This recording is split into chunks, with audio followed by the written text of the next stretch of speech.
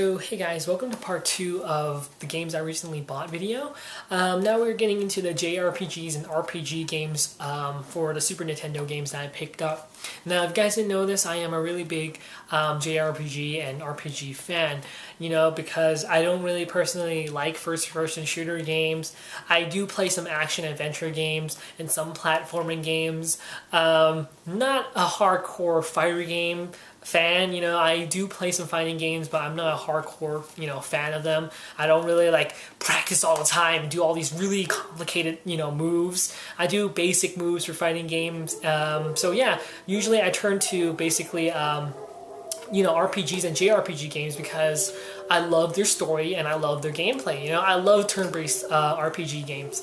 But yeah, that's just talking about my love for JRPG games.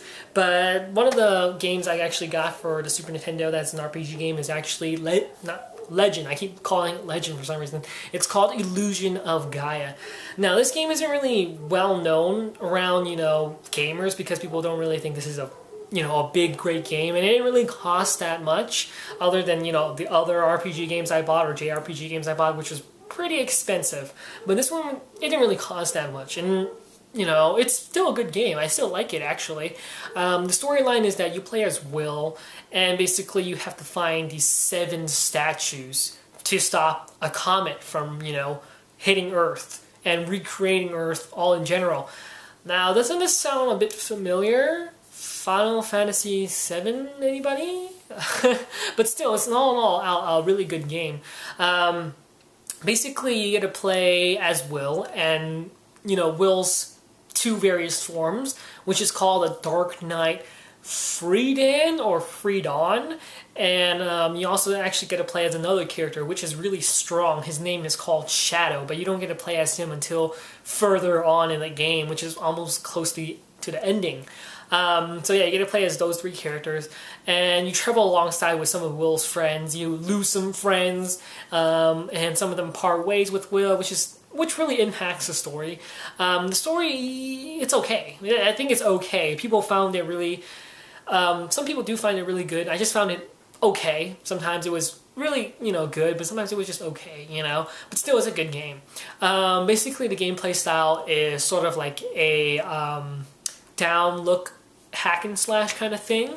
Basically, you just keep pressing one button and attack the enemies. Now, you guys might think it gets repetitive, but I actually find it really fun because through its sort of repetitiveness, I think some people might find it repetitive, because there's not much enemies on the screen, but this game does give you incentive to beat all the enemies, because if you beat all the enemies, you either get a health boost, a strength boost, or a defense boost. Not boost, but defense boost.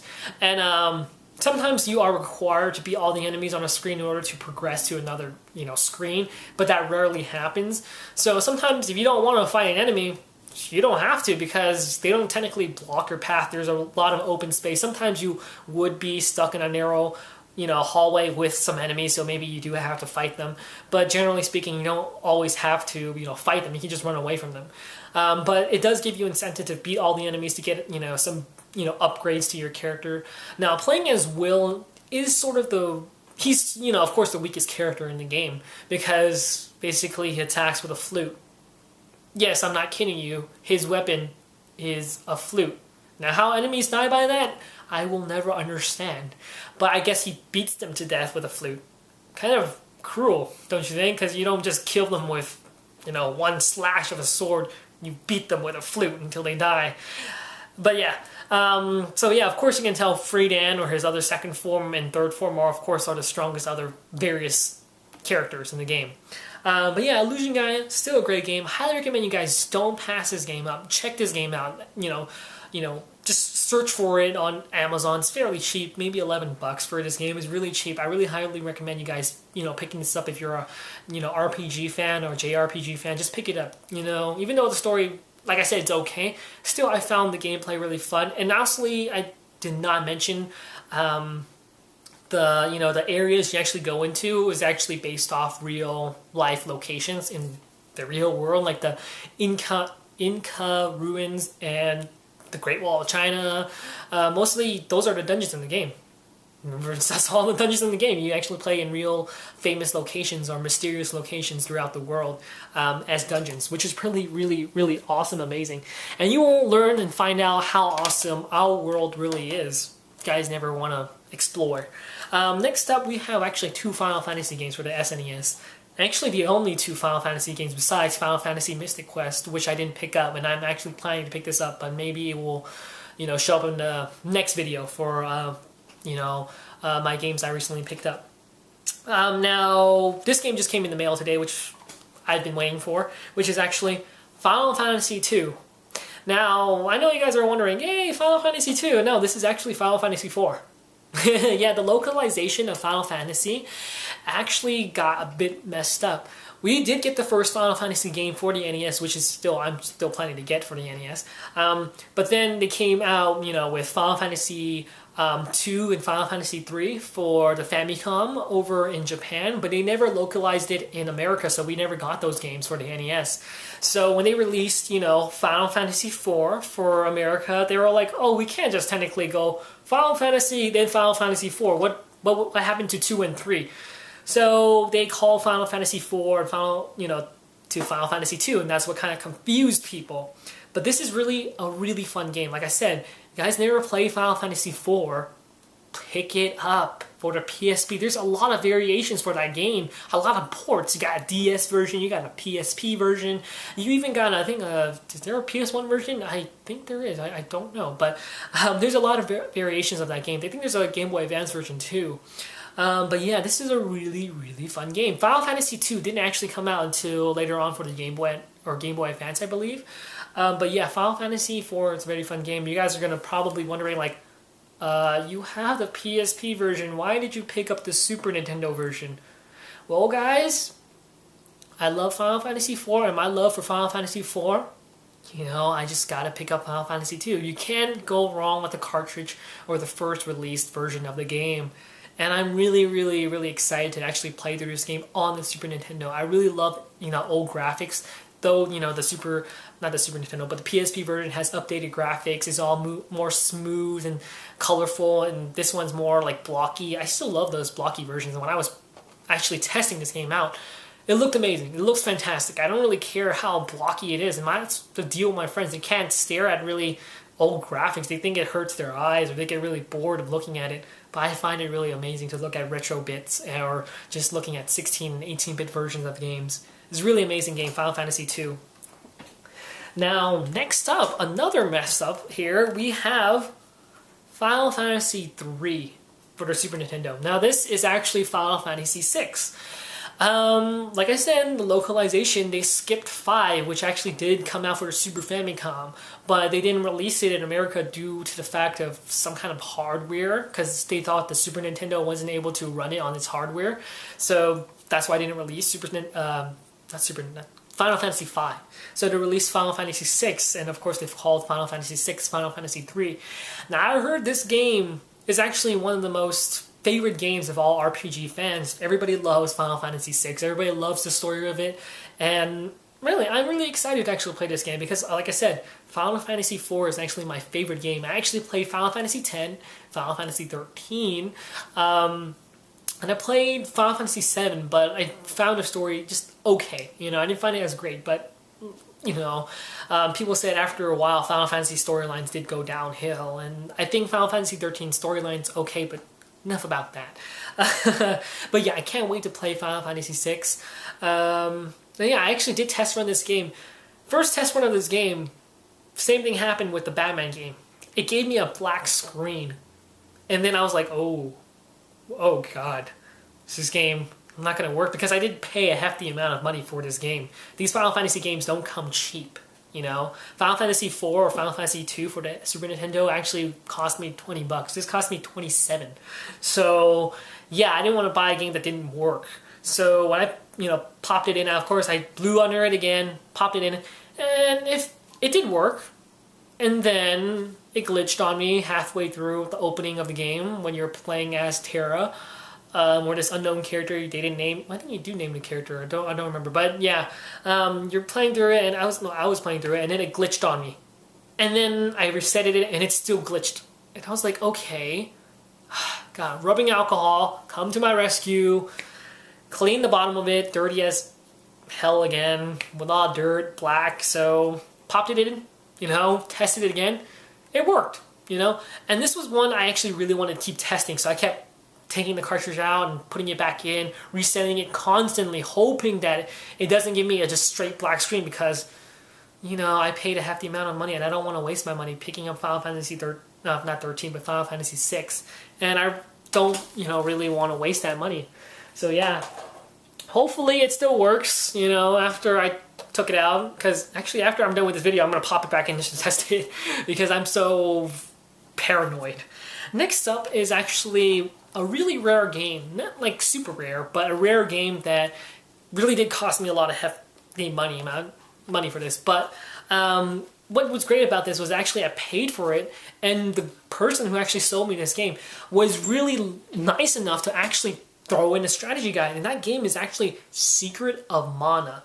Now, of course, if you're not Japanese or you don't take Japanese, you would pronounce this game Secret of Mana. That's how normally people would say it. If you're, in America, you didn't, learn Japanese.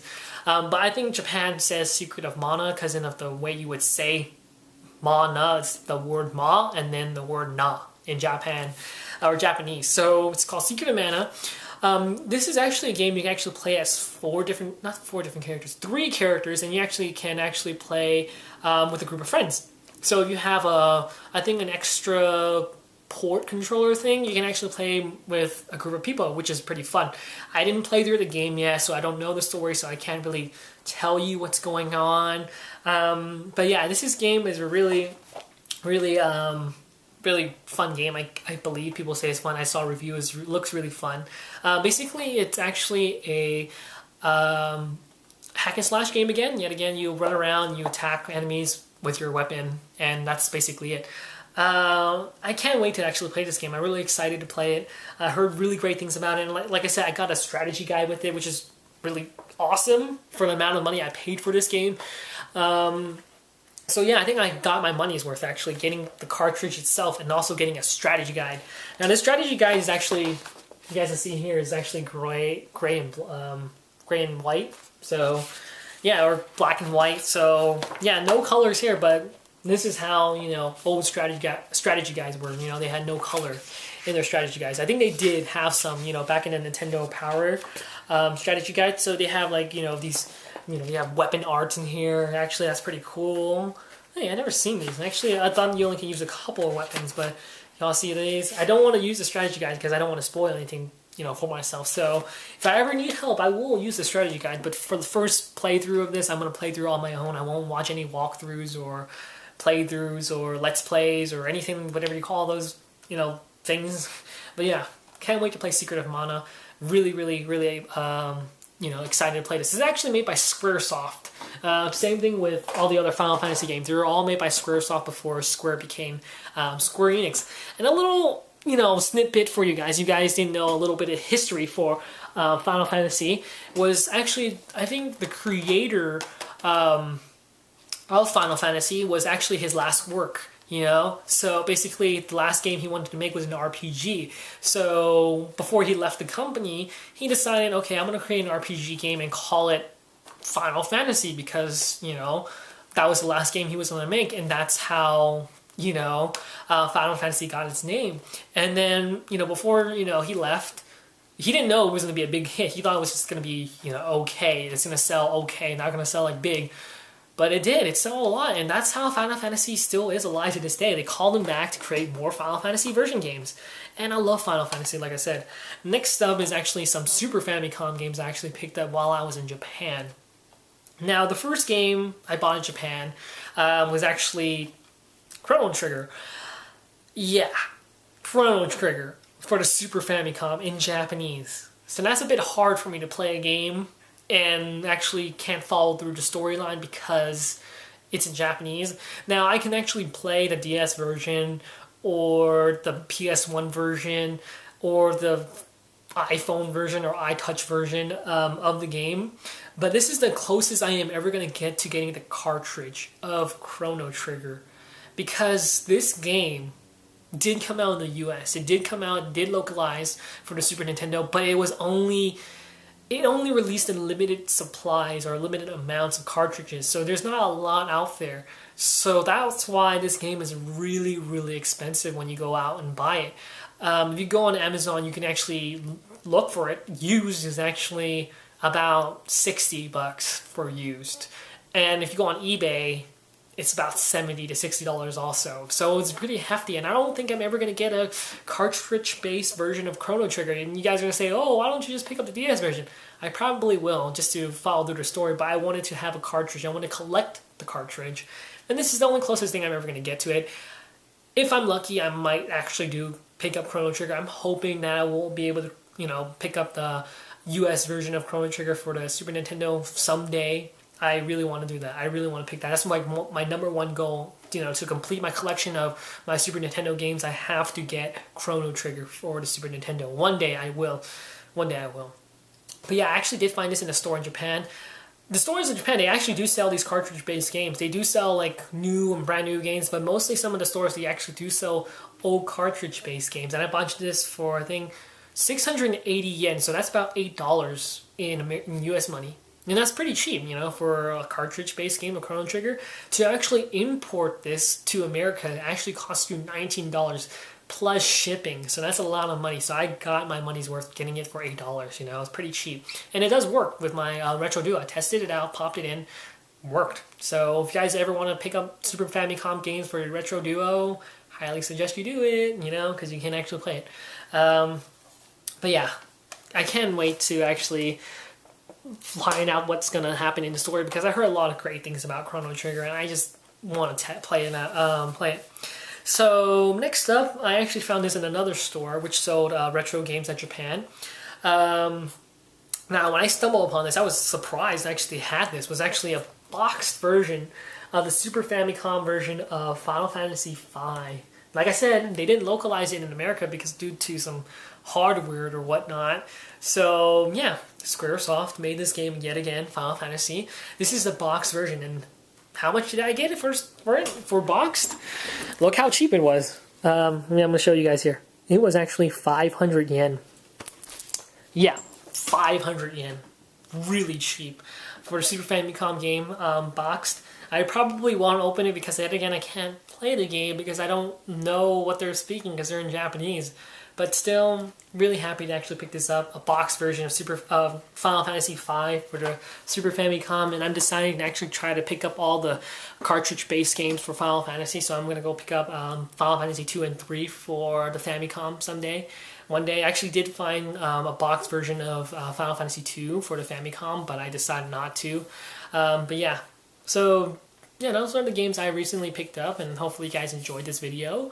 But we'll be picking up more retro games. I'm actually planning to pick up some more because I want to get through the hefty games first, the really expensive ones, collect those first, and then collect some cheaper ones later on, like fighting games like Street Fighter, Mortal Kombat, even the Mighty Morphin Power Ranger games, because I'm a Power Ranger fan, so I'm going to pick that up.